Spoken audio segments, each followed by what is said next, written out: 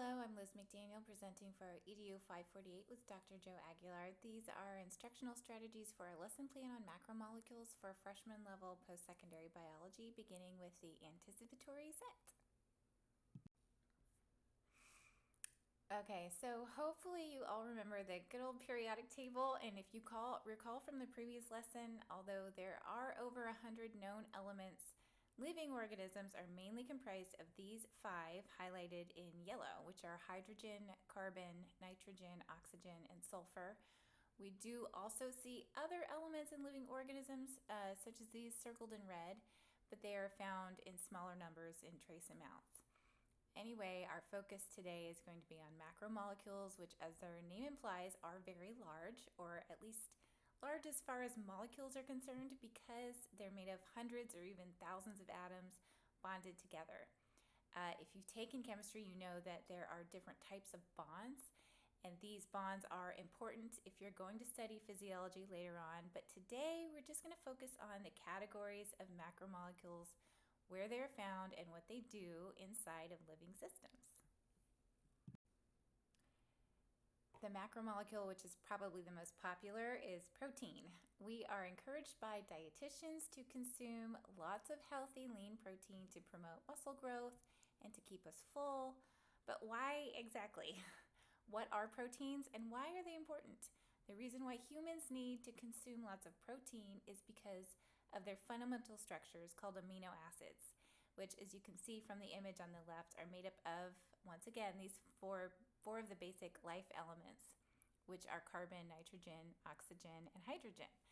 Proteins can be composed of hundreds and even thousands of these amino acids, which are then folded into various yet highly ordered ways. Proteins perform many functions throughout the human body, as well as in other animals, plants, and microorganisms, such as nutrient transport, metabolism, enzyme reactions, and regulation.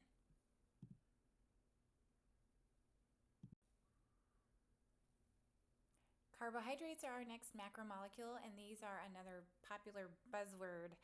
Once again, look at all that carbon, oxygen, and hydrogen. In this image are 2 of the most basic carbohydrates, which are sugars. Here on the bottom, we have fructose and glucose. As you can see, the only variance in these 2 is their structure. The way that these base elements bind together changes their taste as well as how they function in the cell.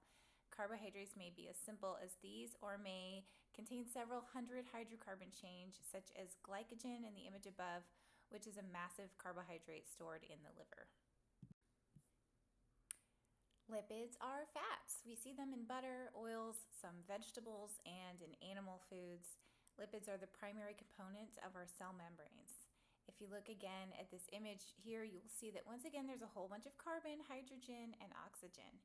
In our cell membranes, there are over 1,000 different types of phospholipids that are constantly being manufactured and serve to protect all of that precious intracellular material, which we will learn about later on. The important thing to know about lipids is that they're generally composed of a head region, that's that carbon-oxygen bit on the left end of these 2, and a hydrocarbon tail, which can range from long to short and be either stick straight or bent due to 1 or more double bonds between the carbons on that carbon backbone. And finally, the most glorious and widely studied of all the macromolecules is probably DNA, or deoxyribonucleic acid, which is composed of 4 basic nucleic acids: adenine, thymine, cytosine, and guanine. Nucleic acids pair up with each other, A with T, C with G, to form the familiar double helix structure that we see in this image. Amazingly, these 4 base nucleic acids code for every single tissue, cell, and protein of every single organism on Earth. This is accomplished through a coding system similar to the alphabet in reading, or binary code that transcribes groups of 3 nucleic acids called codons to specific amino acids. Remember, those are the ones in proteins.